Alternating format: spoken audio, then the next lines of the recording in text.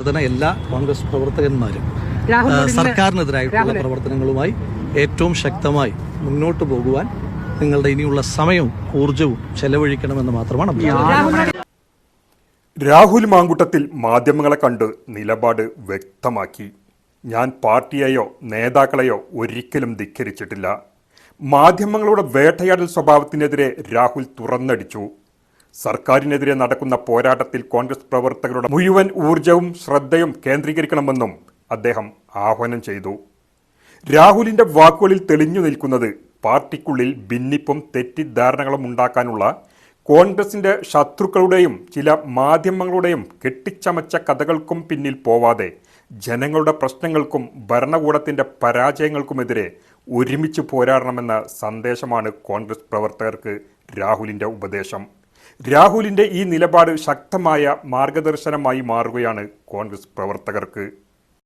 എല്ലാ കോൺഗ്രസ് പ്രവർത്തകന്മാരും സർക്കാരിനെതിരായിട്ടുള്ള പ്രവർത്തനങ്ങളുമായി ഏറ്റവും ശക്തമായി മുന്നോട്ട് പോകുവാൻ നിങ്ങളുടെ ഇനിയുള്ള സമയവും ഊർജവും ചെലവഴിക്കണമെന്ന് മാത്രമാണ്. വരും ദിവസങ്ങളിലും സഭയിലുണ്ടാകും.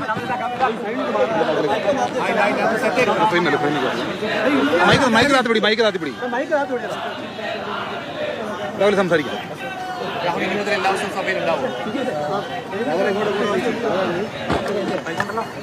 ആദ്യമേ തന്നെ പ്രിയപ്പെട്ട മാധ്യമ സുഹൃത്തുക്കളോട് പറയാനായിട്ടുള്ളൊരു കാര്യം, നിങ്ങൾ വാർത്തകൾ കൊടുക്കുന്ന സമയത്ത് നിങ്ങൾക്ക് ഇഷ്ടമുള്ള പൂർണ്ണമായ സ്വാതന്ത്ര്യമുണ്ട്. ആ സ്വാതന്ത്ര്യത്തെ ഒന്നും ചോദ്യം ചെയ്യാൻ ഒരു കാലത്ത് ഞാൻ ശ്രമിച്ചിട്ടില്ല. പക്ഷേ അതിന് യാഥാർത്ഥ്യത്തിൻ്റെ എന്തെങ്കിലും ഒരു പരിസരം വേണം എന്ന് നിങ്ങളോട് വളരെ സ്നേഹത്തോടെ വിനയത്തോടെ അഭ്യർത്ഥിക്കുവാൻ ആഗ്രഹിക്കുകയാണ്. ഇന്ന് കണ്ട 2 വാർത്തകൾ മാത്രം പറയാം. ഒന്ന്, നിങ്ങൾ കൊടുത്തൊരു വാർത്ത നേതൃത്വത്തെയും പാർട്ടിയും ധിക്കരിച്ച് രാഹുൽ നിയമസഭയിലേക്ക് എന്നാണ് പറഞ്ഞത്. ഒന്ന്, ഏതെങ്കിലും കാലത്ത് പാർട്ടി അനുകൂലമായതോ വ്യക്തിപരമായി പ്രതികൂലമായതോ തീരുമാനം എടുക്കുമ്പോൾ ആ തീരുമാനത്തെ ധിക്കരിക്കുവാനോ ലംഘിക്കുവാനോ ഒരു കാലത്തും ശ്രമിച്ചിട്ടുള്ളൊരു കോൺഗ്രസിന്റെ പ്രവർത്തകനല്ല ഞാൻ. അപ്പം ഇപ്പോഴും സസ്പെൻഷനിലാണെന്ന് പറഞ്ഞാലും ഞാൻ പരിപൂർണമായി പാർട്ടിക്ക് വിധേയനായി മാത്രം പ്രവർത്തിക്കുന്ന ഒരാളാണ്. മറ്റൊരു വാർത്ത വന്നത്, ഞാൻ ഇന്ന് ഏതൊക്കെയോ നേതാക്കന്മാരെ കാണാൻ ശ്രമിച്ചു, അവരാരും കാണാൻ സമ്മതിച്ചില്ല. ആ വിഷയത്തിലും എനിക്ക് പറയാനായിട്ടുള്ളത്, ഒരു സസ്പെൻഷൻ കാലാവധിയിൽ ഉള്ള ഒരു പ്രവർത്തകൻ എങ്ങനെയൊക്കെയാണ് പെരുമാറേണ്ടതെന്നുള്ളൊരു ബോധ്യം ഈ പാർട്ടിയുടെ നിരവധി കാലമായിട്ടുള്ളൊരു പ്രവർത്തന നിലയിൽ എനിക്കുണ്ട്. അപ്പോൾ അതുകൊണ്ട് ഞാൻ ഒരു നേതാവിനെ കാണാൻ ശ്രമിച്ചിട്ടില്ല. കാരണം സസ്പെൻഷൻ പീരീഡിന് ചില മാനദണ്ഡങ്ങളുണ്ട്. വ്യക്തിപരമായി കാണാൻ ശ്രമിച്ചിട്ടില്ല, ആരെയും കണ്ടിട്ടില്ല, ആരും അനുവാദം അതുകൊണ്ട് തന്നെ നിഷേധിച്ചിട്ടില്ല. പിന്നെ മറ്റോ നിർദ്ദേശമോ പിന്നെ മറ്റൊരു കാര്യം എനിക്ക് സൂചിപ്പിക്കാനായിട്ടുള്ളത്, ഇപ്പോൾ ഈ ആരോപണങ്ങളൊക്കെ ഉണ്ടായി, ചില മാധ്യമങ്ങൾക്ക് ഞാൻ മൗനത്തിലാണെന്നൊക്കെ വാർത്ത കൊടുക്കുന്നുണ്ട്. ഈ ആരോപണം വന്ന് തൊട്ടടുത്ത ദിവസം തന്നെ വളരെ വിശദമായ മാധ്യമ സമ്മേളനം നടത്തിയ ആളാണ് ഞാൻ. അത് കഴിഞ്ഞ് പിന്നെയും എനിക്ക് കുറച്ച് കാര്യങ്ങൾ കൂടി പറയണമെന്ന് തോന്നിയപ്പോൾ അത് ഞാൻ പിന്നെയും മറ്റൊരവസരത്തിൽ അതിനകത്തും ക്ലാരിഫിക്കേഷൻ വരുത്തിയ ആളാണ് ഞാൻ. ഇപ്പോൾ ഇതിനകത്ത് ഒരു അന്വേഷണം നടക്കുകയാണ്. ആ അന്വേഷണ സംഘത്തിൻ്റെ സാങ്കേതികത്വത്തിലേക്കൊന്നും ഞാൻ കടക്കുന്നില്ല ഇപ്പോൾ. പക്ഷേ നിങ്ങൾക്കൊരു കാര്യം ഉറപ്പുള്ളത്, ഈ ഇടതുപക്ഷ സർക്കാരിനെതിരെ ആദ്യമായി സമരം ചെയ്തപ്പോൾ 18ാമത്തെ വയസ്സിൽ ജയിലിൽ പോയ ആളാണ് ഞാൻ. പക്ഷേ ഏറ്റവും കൂടുതൽ കാലം ജയിലിൽ പോയത് പിണറായി വിജയൻ സർക്കാരിൻ്റെ കാലത്താണ്. അപ്പോൾ ആ അന്വേഷണത്തിൽ നിങ്ങൾക്ക് ഒന്നുറപ്പിക്കാം, എനിക്ക് യാതൊരു വിധമായ ആനുകൂല്യം കിട്ടുന്ന അന്വേഷണമല്ല. മാത്രമല്ല, എനിക്കെതിരായി എന്തെങ്കിലും ഉണ്ടെങ്കിൽ എന്നെ കൊന്നു തിന്നാൻ നിൽക്കുന്ന ഒരു സർക്കാരിന് ഏറ്റവും വിശ്വാസമുള്ള അന്വേഷണ ഏജൻസിയാണ്. ആ സർക്കാരിന് ഏറ്റവും വിശ്വാസമുള്ള ഒരു അന്വേഷണ ഏജൻസിയാണ് അന്വേഷണം നടത്തുന്നത്. അതുമായി ബന്ധപ്പെട്ട് അന്വേഷണങ്ങൾ നടക്കട്ടെ, ആ അന്വേഷണങ്ങൾ പുരോഗമിക്കട്ടെ. അതിൻ്റെ ഓരോ ഘട്ടത്തിലും അതുമായി ബന്ധപ്പെട്ട കാര്യങ്ങൾ വളരെ വിശദമായി തന്നെ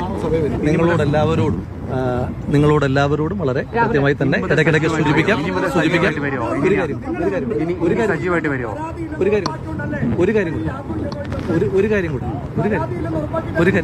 കാര്യം ഈ ഞാനൊരു കോൺഗ്രസിന്റെ പ്രവർത്തകനായി ഇപ്പോഴും, ഇപ്പോൾ സസ്പെൻഷനിലാണെങ്കിലും കോൺഗ്രസിന്റെ പ്രവർത്തകനെന്ന് സാങ്കേതികമായി പറയാൻ കഴിയില്ല, എങ്കിലും മരണം വരെ കോൺഗ്രസ് പ്രവർത്തകനായി കഴിയുന്ന ഒരാളാണ്. ഈ പാർട്ടിയുമായി ബന്ധപ്പെട്ട് ഏറ്റവും വലിയ ഒരു ക്യാമ്പയിനുമായി ബൂത്തുകളിലേക്ക് ഏറ്റവും സാധാരണക്കാരായ പാർട്ടി പ്രവർത്തകർ, പ്രായഭേദമന്യേ ചെറുപ്പക്കാർ തൊട്ട് നന്നായി നടക്കാൻ ആരോഗ്യമില്ലാത്ത മനുഷ്യന്മാർ വരെ ബൂത്തിൽ കയറുന്ന സമയമാണ്. ആ സമയത്ത് ഓരോരുത്തരും ബൂത്ത് ക്യാമ്പയിൻ നടത്തുന്നു, പോസ്റ്റർ ഒട്ടിക്കുന്നു, ചുവരെഴുതുന്നു. അതുപോലെ തന്നെ സമരങ്ങൾ, ഏറ്റവും ശക്തമായ സമരങ്ങൾ. ഇന്ന് പോലും KSUവിൻ്റെ DG ഓഫീസിലേക്കുള്ള മാർച്ച് നടക്കുന്നു. യൂത്ത് കോൺഗ്രസിൻ്റെ വിവിധങ്ങളായ സമരങ്ങൾ നടക്കുന്നു. സമര നേതാക്കന്മാരെ മുഖംമൂടി അണിഞ്ഞുകൊണ്ട് പോലീസ് കൊണ്ടുപോകുന്ന കാഴ്ചകൾ നമ്മൾ കാണുന്നു. ക്രൂരമായ കസ്റ്റഡി മർദ്ദനങ്ങൾ ഉണ്ടാകുന്നു.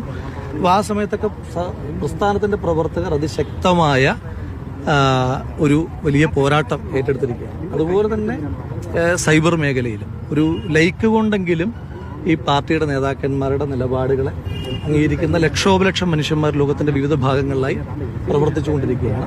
അപ്പോൾ ആ പ്രവർത്തകരോടുള്ള എൻ്റെ മുൻകാലങ്ങളിൽ പദവികളിൽ ഇരിക്കുമ്പോഴും ഞാനങ്ങനെ ഏതെങ്കിലും തരത്തിലുള്ള ആജ്ഞകൾ കൊടുക്കുന്ന ഒരാളല്ല, എന്ന് വെച്ചാൽ ഉത്തരവുകൾ കൊടുക്കുന്ന ഒരാളല്ല. എന്നും പ്രവർത്തകനായിട്ട് തന്നെ പ്രവർത്തിക്കുന്നു. ഇപ്പം എനിക്കൊരു പ്രവർത്തക നിലയിലുള്ള അഭ്യർത്ഥന, എല്ലാ കോൺഗ്രസ് പ്രവർത്തകന്മാരും സർക്കാരിനെതിരായിട്ടുള്ള പ്രവർത്തനങ്ങളുമായി ഏറ്റവും ശക്തമായി മുന്നോട്ട് പോകുവാൻ നിങ്ങളുടെ ഇനിയുള്ള സമയവും ഊർജവും ചെലവഴിക്കണമെന്ന് മാത്രമാണ് അഭ്യർത്ഥന.